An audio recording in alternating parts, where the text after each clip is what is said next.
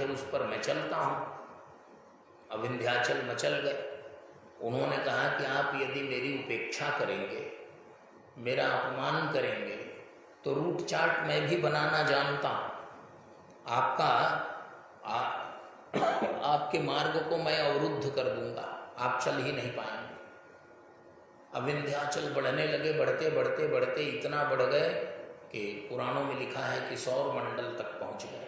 भगवान सूर्य का मार्ग अवरुद्ध होने लगा। विंध्याचल को बहुत लोगों ने समझाया, लेकिन किसी की बात माने नहीं। अगस्त्य जी के शिष्य हैं, तो लोगों ने अगस्त्य जी से कहा कि महाराज, आपका शिष्य संसार में उपद्रव कर रहा है, भगवान सूर्य के रास्ते को उसने रोक दिया है।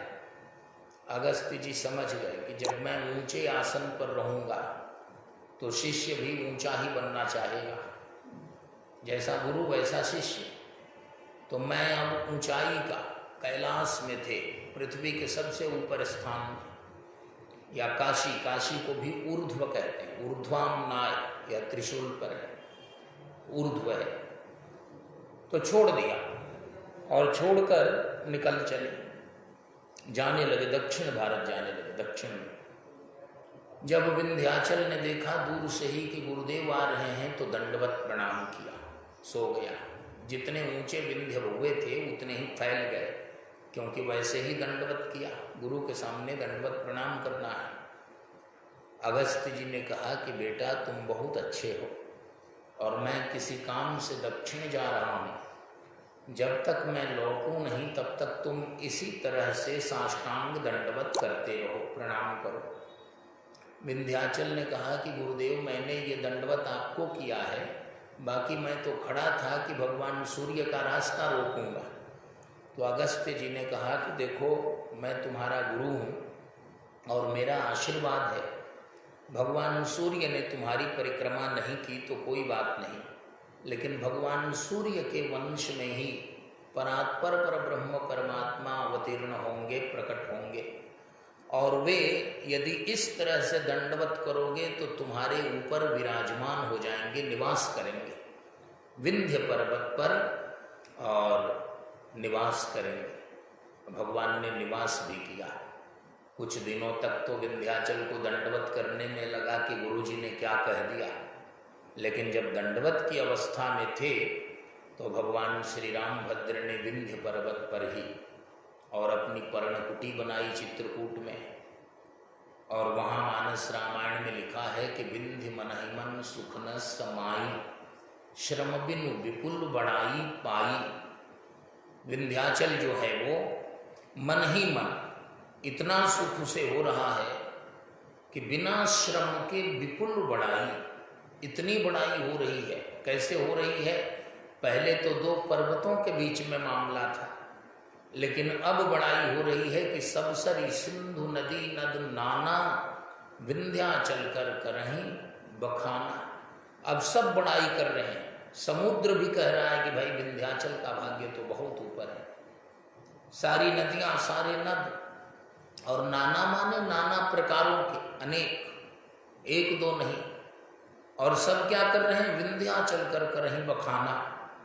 विंध्याचल का वर्णन कर रहे हैं कि यही अच्छा है, इसकी प्रशंसा कर रहे हैं। तो महर्षि अगस्त्य जी जब दक्षिण भारत गए, अब उन्हें लौटना नहीं, क्योंकि लौटेंगे तो विंध्याचल कहीं फिर खड़ा हो जाएगा। कहे थे कि आ जाऊं तो फिर अपना खड़ा होगा, तो वहीं रह गए। भगवान शिव ने कहा कि मुझे अगस्त्य जी से मिलने जाना चाहिए। अगस्त्य जी ने संसार के लिए और कैलाश का, काशी का त्याग किया है। अगस्त्य जी अब चले गए हैं दक्षिण भारत में, सागर के तट पर, तो उनके पास चलते हैं। उनके पास जब गए, एक बार त्रेता जुग माही, शंभु गए कुंभज ऋषि पाही, संग सती जग जननी भवानी, पूजे ऋषि अखिलेश्वर जानी। जगदम्बा सती के साथ भगवान विश्वनाथ महर्षि अगस्त्य के आश्रम में गए, और जब वहाँ गए तो अगस्त्य जी ने क्या किया? उन्हें राम कथा सुनाई। भगवान की सेवा कैसे होगी? जिस प्रकार के महापुरुष रहते हैं, जैसे अतिथि रहते हैं, जैसे देवता रहते हैं, वैसी उनकी सेवा की जाती है। उनको जो प्रिय है वही वस्तु उन्हें दी जाती है। तो भगवान शंकर की सेवा कैसे हो सकती है? कहा भगवान शंकर की सेवा करने के लिए और राम कथा ही ठीक है। राम कथा से ही उनकी थकान मिटती है। मानस रामायण का बड़ा सुंदर दृष्टांत है कि यदि सरस्वती जी को शांत करना हो, मान लीजिए किसी ने बुला दिया, सुमिरत सारद आवत धाई, भगत हेतु विधि भवन विहाई, सुमिरत सारद आवत धाई। कोई भक्त सरस्वती जी का स्मरण करता है तो वे दौड़ कर चली आती हैं। कहाँ से दौड़ती हैं? 100-200 किलोमीटर की दूरी पर वो नहीं है। ब्रह्म भवन, ब्रह्मलोक में सरस्वती जी रहती हैं। और वहाँ से कैसे आती हैं? तो आवत धाई, दौड़ते हुए आती हैं। और यहाँ यदि आ जाएं और सरस्वती जी के सामने अनाप शनाप संसार की बातें करें, वो ब्रह्म विद्या है ना, शुक्लाम ब्रह्म विचार सार परमा माद्याम जगत व्यापिनी, और उनके सामने हम अनावश्यक जागतिक बातें करें, लौकिक बातें करें तो सरस्वती जी को बहुत क्रोध होता है कि ये क्या हो गया, ये बहुत अनावश्यक स्थान में मैं आ गई। तो सरस्वती जी रामचरित सर बिनु अनवाई, सोश्रम जाहिन कोटि उपाय, किन्हे प्राकृत जनगुण गाना, सिर धुन गिरा लगत पछताना। प्राकृत जनों का गुणगान करने पर सरस्वती सिर धुनकर पछताने लगती हैं कि मैं कहाँ किस मूर्ख के पास आ गई। और रामचरित सर बिनु अनवाय, सोश्रम जाहिन कोटि उपाय। और रामायण में भगवान के चरित्र में उनके गुणानुवाद में उन्हें सरस्वती को प्रवृत्त कर देने पर वो बहुत प्रसन्न हो जाते हैं। तो यह है कथा की महिमा। भगवान शिव को अगस्त्य जी ने कथा सुनाई। भगवान शिव से सुनते हैं, भगवान शिव को सुनाते हैं, ऐसा ही होता है।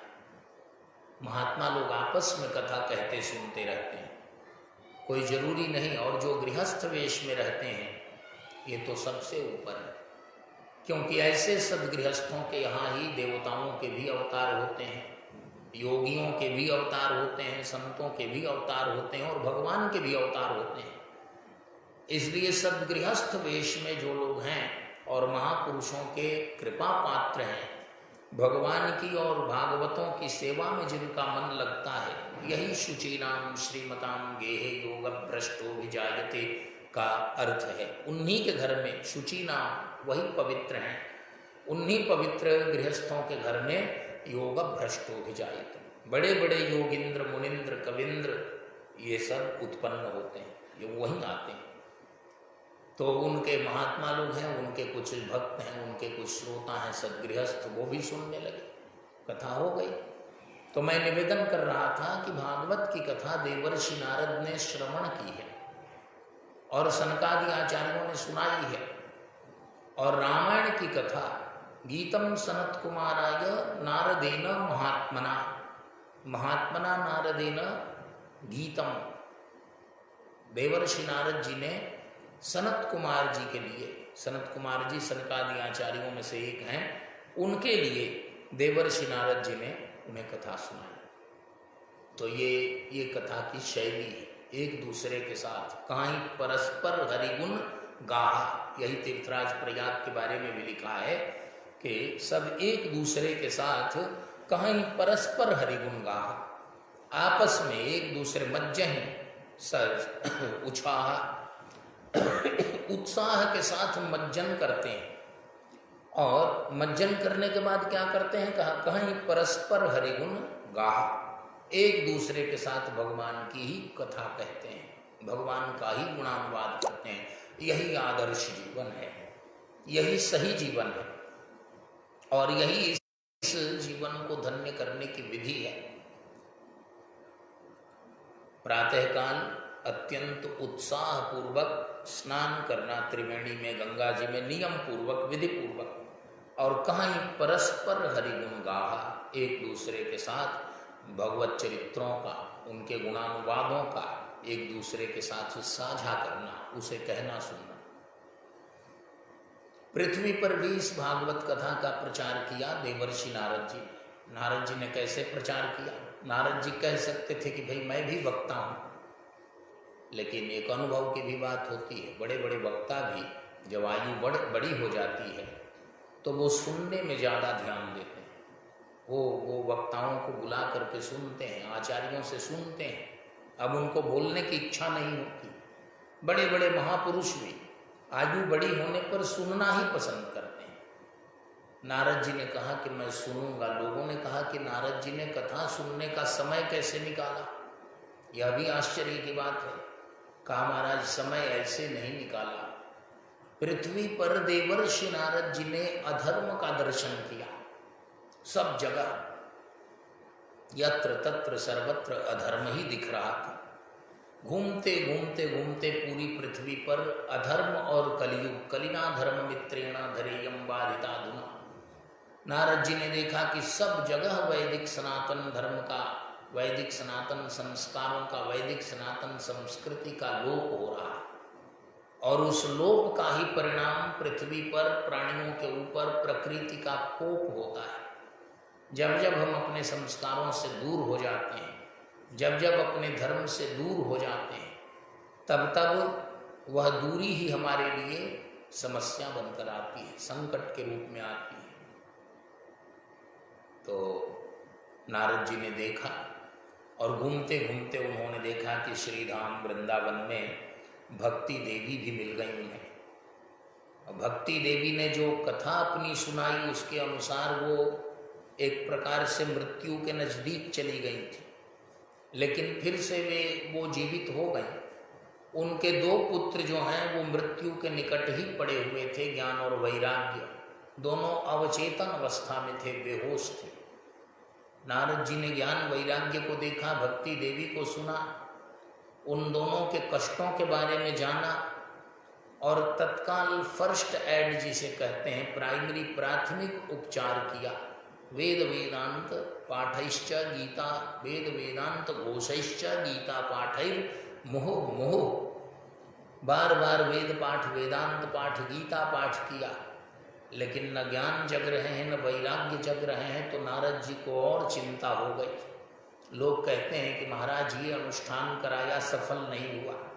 अरे अनुष्ठान तो सफल हुआ ही, लेकिन आपके शरीर में विष इतना बढ़ गया है कि उस अनुष्ठान से, थोड़े से अनुष्ठान से काम चलने वाला नहीं है। नारद जी ने देखा कि अब क्या करूं, अत्यंत चिंतित हुए। तो आकाशवाणी हो गई कि भगवान आपने भक्ति देवी के कष्ट को दूर करने के लिए, ज्ञान वैराग्य को प्रबुद्ध करने के लिए, इनके प्रबोधन के लिए जो अभियान चलाया है, यह निश्चित रूप से सफल होगा, लेकिन समय लगेगा। और वह समय कब लगेगा? कहा सत्संग कीजिएगा तब सफल हो। पृथ्वी की समस्त समस्याओं का समाधान एक शब्द में कुछ है तो उसका नाम है सत्संग। यदि सत्संग है तब तो समस्त समस्याओं का समाधान है, और सत्संग नहीं है तो समस्त समाधानों के बावजूद समस्याओं का आगमन कोई रोक नहीं सकता।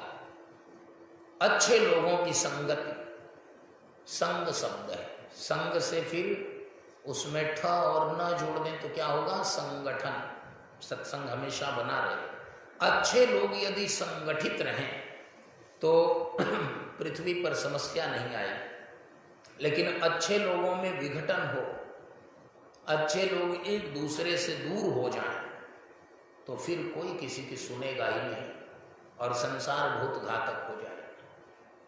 तो संगठन, सत्संग, सात्विक शक्तियों का संग और सात्विक शक्तियों का संगठन, ये दो ही रास्ते हैं। नारद जी ने कहा मुझे सत्संग करना होगा। अभी तो लोग कहते हैं, यदि किसी को कहा जाए, किसी संत को कहा जाए कि आपको सत्संग करना पड़ेगा, तो नाराज ही होंगे ना कि मैं तो खुद ही संत हूँ और अब मैं किस महात्मा का संग करने जाऊं, सत्संग करने जाऊं। लेकिन देवर्षि नारद जैसे आचार्य, जो भक्तों के भी शिरोमणि हैं, योगियों के भी भास्कर हैं, ज्ञानियों में भी अग्रगण्य है। अहो नारद धन्योसि विरक्ता नाम शिरोमणि, सदा श्री कृष्णदासा नाम अग्रणी योग भास्कर। और वे नारद जी जो विरक्तों के शिरोमणि हैं, और उन देवर्षि नारद जी को आकाशवाणी ने संकेत किया कि आपको सत्संग करना पड़ेगा, तो उन्होंने कहा कि मैं करूंगा। किस लिए करूंगा?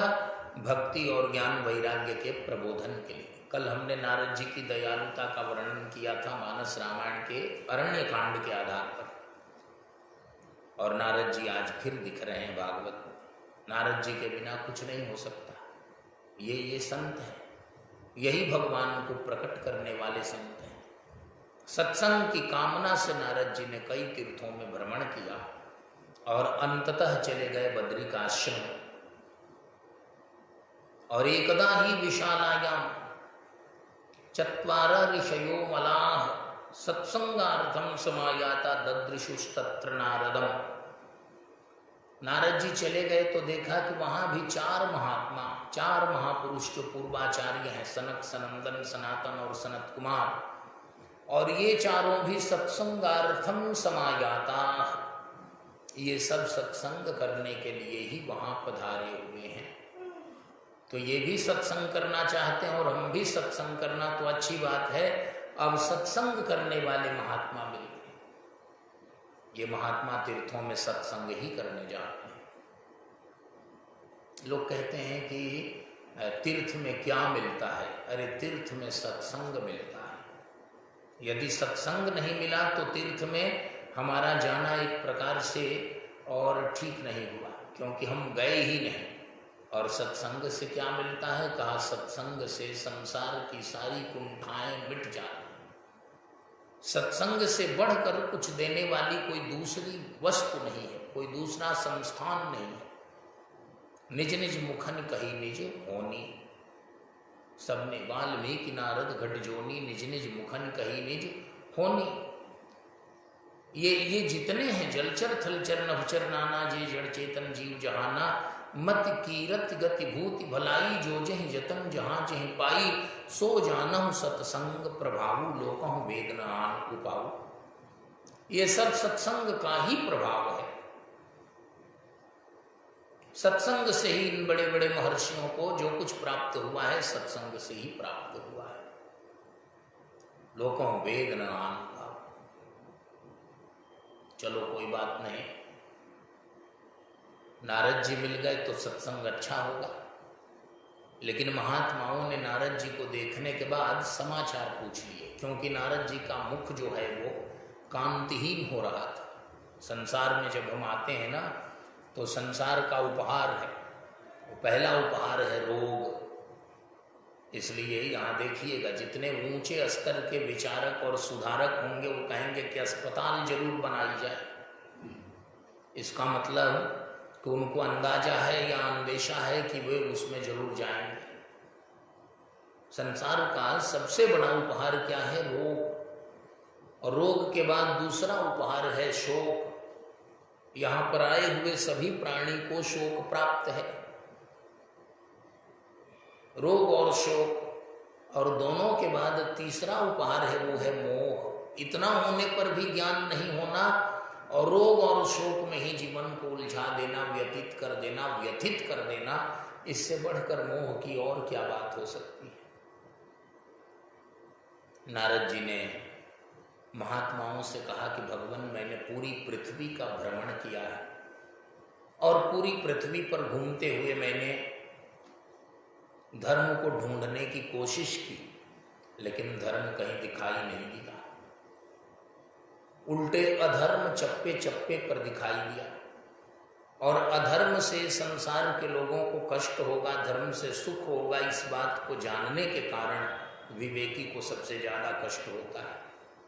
श्री शरणानंद जी महाराज बोलते थे, और इस बात को विस्तार से प्रातः स्मरणीय अस्मदाचार्य पूज्य गुरुदेव भगवान बोलते हैं कि विवेकी को सबसे ज्यादा कष्ट है। यदि व्यक्ति विवेकी नहीं है तो कष्ट नहीं है, जो होगा एक ही बार आएगा। बकरे के ऊपर शामत एक बार आती है, लेकिन आदमी के ऊपर हर खतरे से सावधान रहना है, और खतरे बार बार आ रहे हैं। नारद जी के पास विवेक है, भाई धर्म कम होगा तो ये गड़बड़ी होगी, और भक्ति देवी को मैंने देखा पृथ्वी पर दिखाई दे रही है। भक्तेषु गोविंद स्वरूप कर्त्री प्रेमैक धर्त्री भवरोग हंत्री। वह भक्ति जो भक्तों को गोविंद का सारूप्य प्रदान करती है, उनका स्वरूप दे डालती है।